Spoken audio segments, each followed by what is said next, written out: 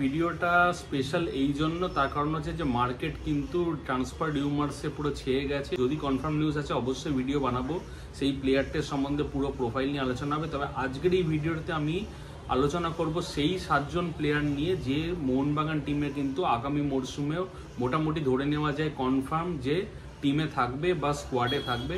তো সেই ভিডিও শুরু করবার আগে প্রথমেই জানাই যে যারা আমার চ্যানেলে নতুন বা ফার্স্ট টাইম আমার ভিডিও দেখছে তারা অবশ্যই চ্যানেলটাকে সাবস্ক্রাইব করে দিও।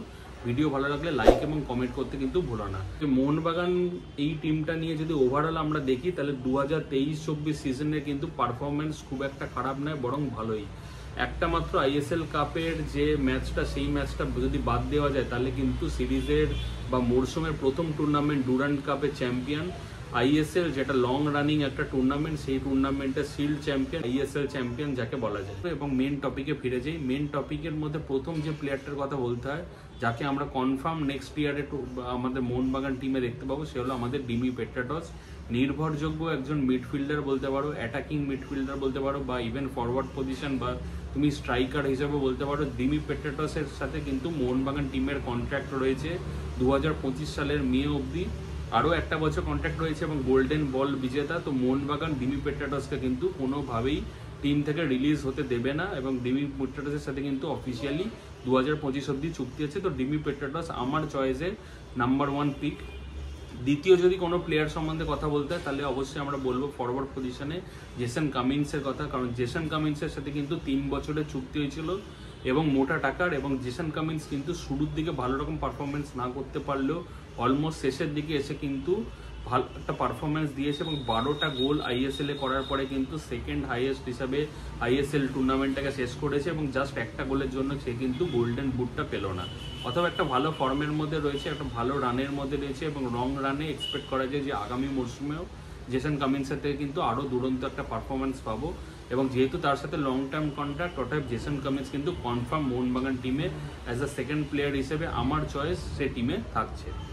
তৃতীয় প্লেয়ার যদি আমরা বলি তাহলে আমরা মাঝমাঠের দিকটা চলে আসি। মাঝমাঠের দিকে যেটা একটু ট্রিকি সিচুয়েশন, কিন্তু অনিরুদ্ধ থাপা কিন্তু কনফার্ম আমাদের মোহনবাগান টিমে আগামী বছর খেলছে। অনিরুদ্ধ থাপার পারফরমেন্স কিন্তু এক্সেপশনালি ওয়েল এবং অনিরুদ্ধ থাপা কিন্তু ধীরে ধীরে চোট সারিয়ে ফিরে আসার পর তার আগের যে ফর্ম সেটাতে ফিরে আসছে। এবং অনিরুদ্ধ থাপার সাথে মোহনবাগান কিন্তু এই মুহূর্তে একটা কন্ট্রাক্ট রয়েছে 2025 অবধি।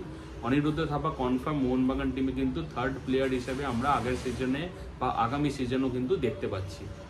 তার সাথে যদি মাঝমাঠের প্লেয়ার ধরতে হয় তাহলে সেক্ষেত্রে আশিক কুরুনিয়ান, তোমরা নিশ্চয়ই জানো যে চোট সারিয়ে কিন্তু সে মোটামুটি রিহ্যাবের মধ্যে দিয়ে রয়েছে এবং তাকে এক্সপেক্ট করা যায় 2024-25-এর যে normal football season Durand cup থেকে তাকে মাঠে দেখতে পাওয়া যাবে। চোট দিয়ে পুরোপুরি কাটিয়ে উঠেছে এবং এখন এই মুহূর্তে তার কিন্তু জাস্ট রিহ্যাবের মধ্যে দিয়ে গিয়ে তাকে ম্যাচ ফিটনেস বা ম্যাচের জন্য তাকে যে কম্পার্টেবিলিটি সেটাকে কিন্তু ফিরিয়ে আনতে হবে।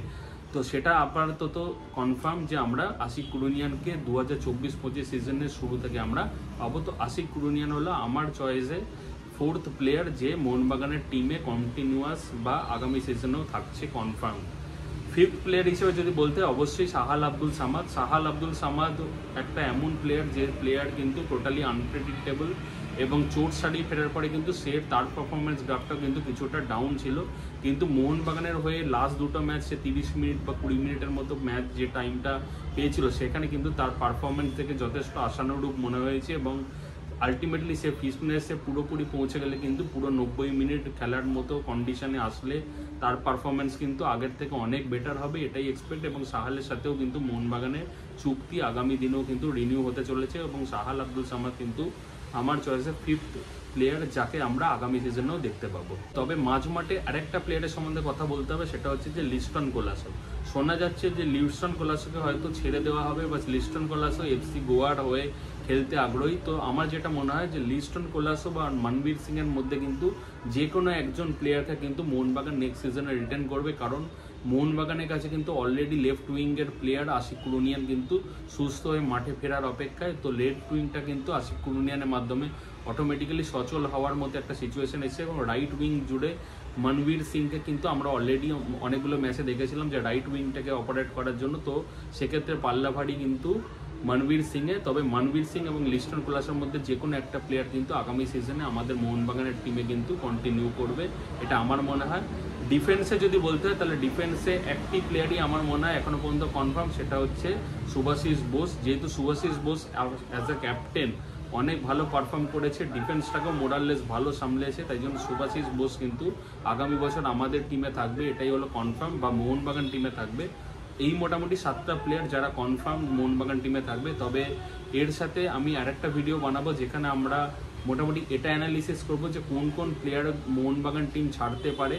তোমরা জানিও কেমন লাগলো আজকের ভিডিও ভালো লাগলে লাইক এবং কমেন্ট করো, এবং চ্যানেল সাবস্ক্রাইব না করা থাকলে অবশ্যই চ্যানেলটাকে সাবস্ক্রাইব করে দিও। দেখা হচ্ছে পরের ভিডিওতে, ততক্ষণের জন্য টাটা এবং গুড নাইট, জয় মোহনবাগান।